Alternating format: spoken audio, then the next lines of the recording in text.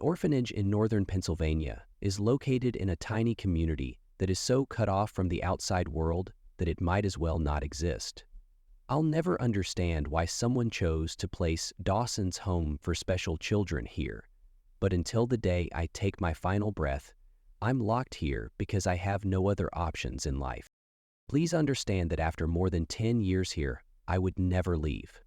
This suffering will have been well worth it if I can provide even one of the kids with a better future. However, the children they send up here aren't your typical youngsters. They are the ones that were left on our doorstep by their families, with no one to take care of them. They frequently switch between orphanages, acting in ways that their caregivers find incomprehensible. Though strange, it's not like they're nasty kids. To characterize entities that defy the laws of physics and science is a tricky thing. These children may seem to most like mythological creatures or simply the hallucinations of someone with a mental disorder. To be honest, I thought the same thing at first. Then they introduced me to Laura, the eternally young woman. Even though she had been 10 for generations, her mind never developed, because every birthday, her memories was erased, trapping her in an endless cycle. She wasn't enough to persuade me either. Then they introduced me to Alexander. He was a faceless boy whose perfect skin replaced every characteristic of his head at birth. It was an incredible accomplishment that he was able to breathe and move through the house without running into any walls. He appeared to have a mouth, nose, and eyes, yet he was mute. He had been there for 3 years by the time I got there and was unable to interact with anyone. Daniel was one of the less serious cases. He seemed and behaved like a typical youngster, but if he became ill, the entire orphanage became infected with the same disease, even if it wasn't contagious. Or James, unable to learn anything in English, who just spoke a language that no one had ever heard before. They certainly weren't the monsters I'd been made to believe, and none of them were malevolent.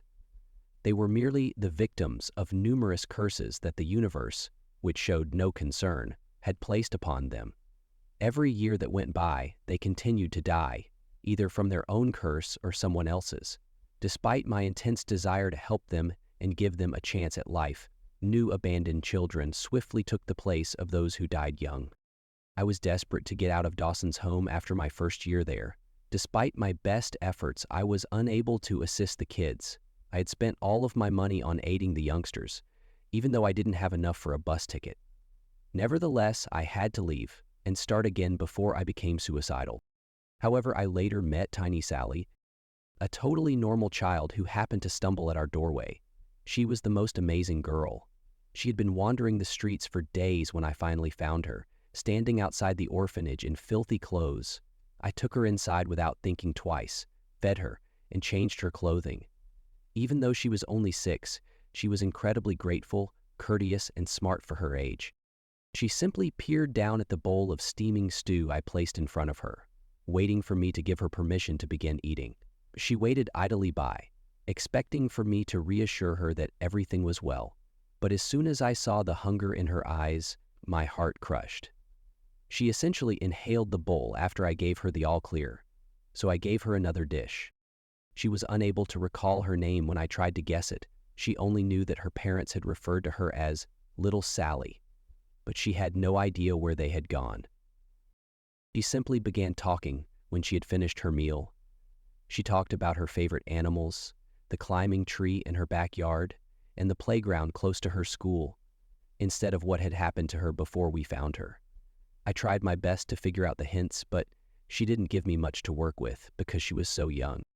I was beginning to realize that whoever owned her might not want her. She stopped talking when I tried to inquire about the parents once again. We suspected abuse based on the bruises and gaunt body, but she just refused to discuss them. She was the ideal child in spite of everything, and even though we were unable to fully understand what had happened to her, we were glad to have her in our lives. Furthermore, I was on the verge of accepting that she wasn't afflicted with odd powers, until her very first night at Dawson's, however. To help them get used to the new surroundings, we always assigned the newcomers a separate room for the first night. Sally wasn't expected, and once Dawn arrived, We had every intention of incorporating her into our big family. All she needed was time. Day turned to darkness, and I escorted her inside her makeshift chamber. Drawings by the former kids, who each created a unique work of art on their first day at our home, covered the walls within. I told Sally that she would be free to sketch whatever that came to her, which would be a good way to learn more about her mental processes and help her unwind. I decided to leave her alone for the night as it sounded like a good idea. For the first time in months, I felt somewhat happy that evening. I believed that I would finally be able to assist someone, to help them enter the real world, a task that went beyond simply keeping them alive. But even though I was excited about our new family member, I was unable to get the relaxation I required from sleep. My dreams soon became nightmares, full of anxiety and hazy visions of death. I had a brief moment of clarity because I realized the pictures I was seeing weren't real, but I was unable to awaken until the alarm eventually snapped me out of it. I was so tired that I went to see how Sally was doing on her first night. A brand new wall wrapped in paper met me as I opened the door. She had created just under 100 new drawings in just one night, and they weren't bad either. The majority of them were picturesque depictions of the forest, always occurring at dusk. "Did you do everything, Sally?" startled I asked. She smiled softly at me and nodded. "Yes, I have trouble sleeping." She didn't appear worn out, so it was a strange response. She was just as clean as she had been the previous evening. As she continued painting a princess riding a dragon over the treetops, I took a seat next to her. "I take it you like trees." Unsure of what to say, I inquired. She heartily concurred. Echoed my inquiries to her peculiar lack of sleep. "Was there a problem in the room? Was that the cause of your insomnia?" "No, I simply don't get enough sleep." "You mean?"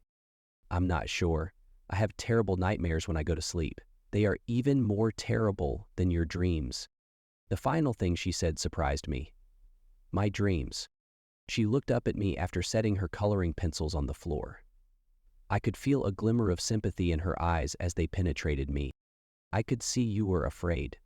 How were you aware that I had nightmares?" "I only ever see the negative nightmares of other people. I then have them while I sleep." "Have nightmares?" She gave a nod. We came to appreciate Sally's uniqueness on that day. It was no accident that she came up on our doorstep, because she was the girl who hardly ever slept. Like all the other kids, she was shunned and abandoned. However, compared to many others, her curse was minor. She seemed to feel happier after I told her that she was unique like the other kids. For the first time in her life, she seemed content, as though she wasn't alone. We went to introduce her to the other children after she gave me a hug. Ultimately, Sally could simply remain awake and didn't require a bed to sleep on. Nevertheless, we wanted to offer her a spot among the other children that was truly hers. She was greeted with open arms by everyone, who then showed her around the building. She joined us in no time. Occasionally, while the other children were experiencing nightmares, she would rush to me. She was always more worried about them, even though they scared her. She wanted me to reassure them that they weren't the only ones experiencing nightmares. I grew to value it as a part of my everyday routine. I would save the day when Sally told me about other people's nightmares. The good times ended, but as all things must, they were good for a while. I discovered Sally unconscious on the ground almost a year after she first arrived to us. I was utterly horrified because it was the first time I had ever seen her so still, as like all of her energy had fled her little body. She was breathing, albeit a little irregularly, and she didn't appear injured or anything. She appeared to be fleeing from something horrible, almost like she was dreaming. As we waited for a doctor, I lifted her into my arms and took her to the nursing station. Apart from the lone local doctor, we didn't have much assistance because the orphanage was too far out in the country for an ambulance to get to us. She began to wriggle after I had safely placed her in bed and muttered something about Daniel needing assistance. When she said those words, from the playroom, I heard several frightened shouts. When the personnel hurried to the scene of the scream, they discovered Daniel fusing with the wall. We could hear his bones cracking beneath the tremendous weight of the concrete that had ensnared his entire body. He yelled in pain, but there was no point in trying to pull him out.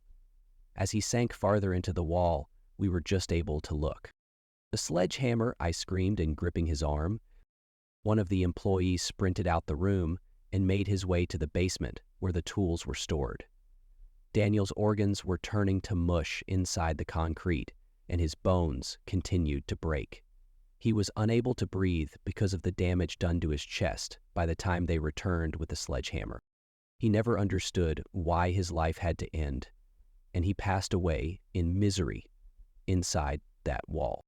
We didn't realize the full degree of the harm until we exhumed his body. None of us knew what had happened, and he had turned into a mangled ball of meat with no chance of survival. We were fortunate that the harm had not impacted us in the same manner as his illnesses had. Sally had woken up again and was crying, so I went to see how she was doing while they cleaned up the blood and mashed pieces of flesh. I apologize. I didn't intend to doze off." She sobbed. "I killed Daniel." She refused to listen to my attempts to console her. I said, "Sally, it wasn't your fault." But I wasn't quite convinced. "Daniel was in your dream?" I inquired. She gave a nod. "What did you observe?" Sally would remark, "I don't want to fall asleep, but it happens anyway."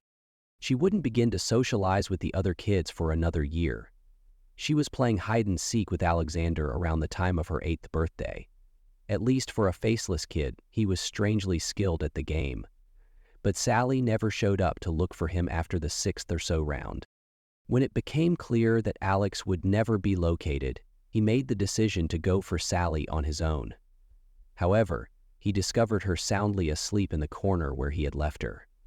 After determining what had happened, we began taking the kids into the basement bomb shelter, reasoning that it would be best to get everyone as far away from Sally as possible. Then, when we closed the door, it just disappeared, to be replaced by an implacable concrete wall. We were stuck in the dark basement, with no way out.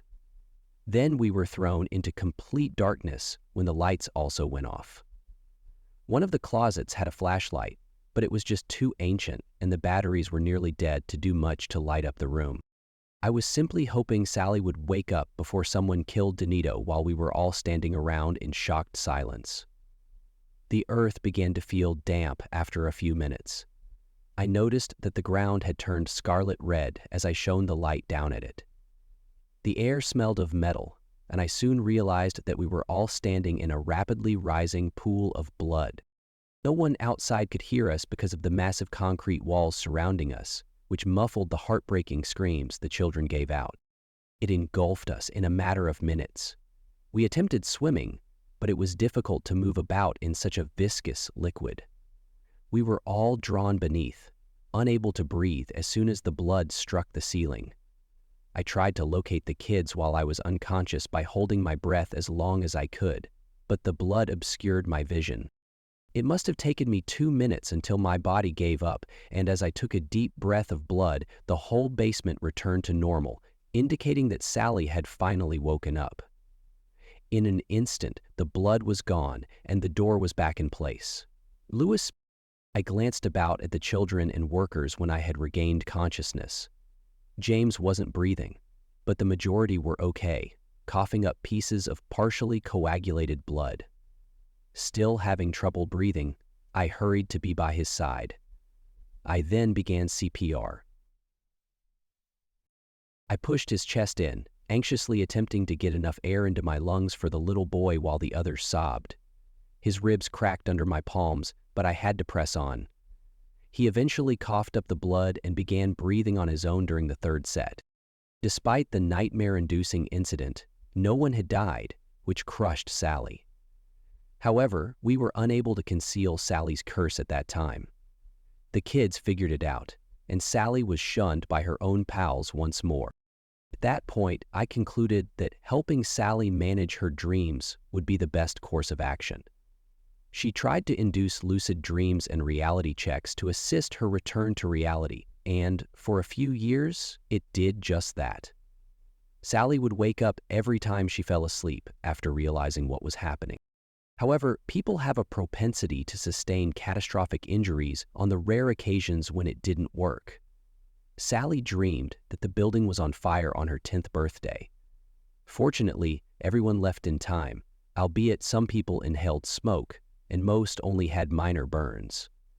The building was fine when she woke up, as though the fire had never occurred.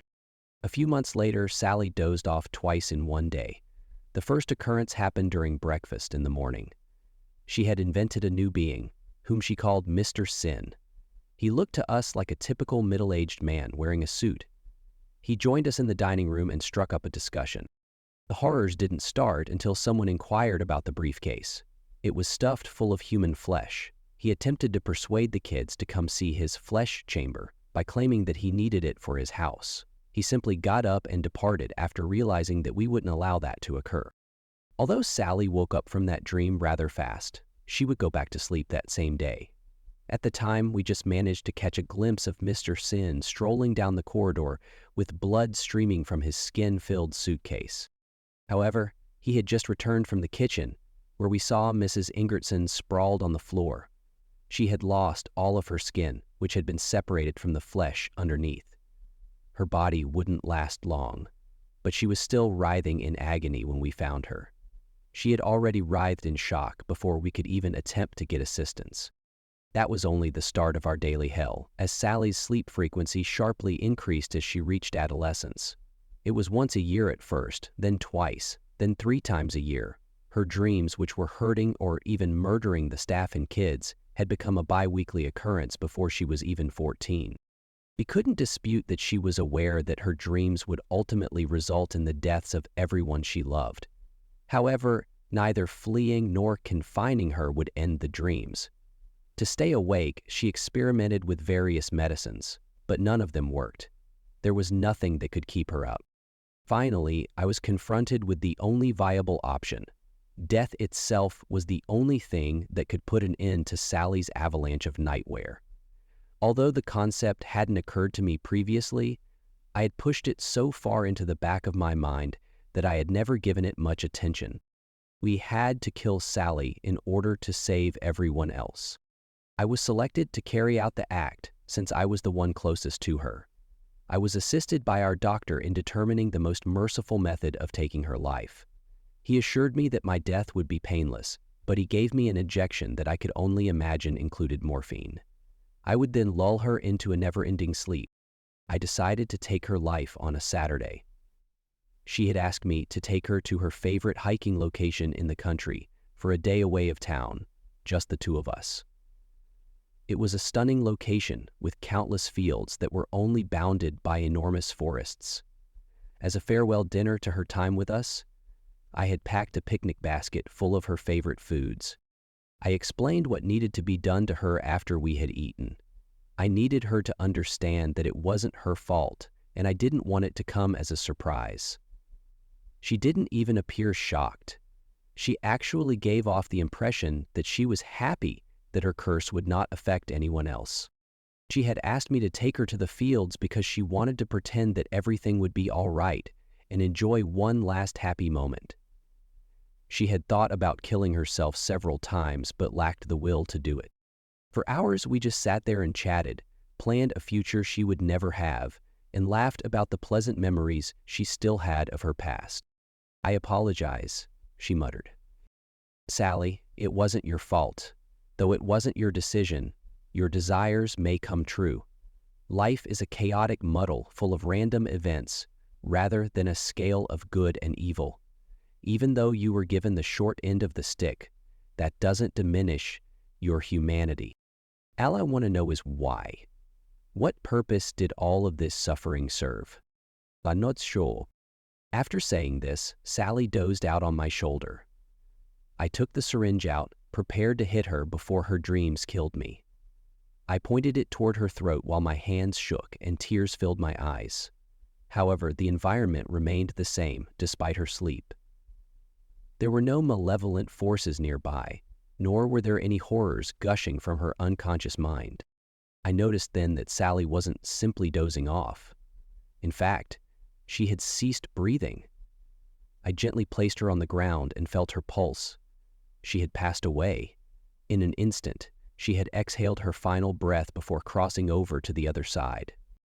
I'll never know if she eventually passed away from a random stroke or if she had dreams about dying. As she wanted, I buried her remains deep below so she may lie in peace among the trees and had her burial in the forest.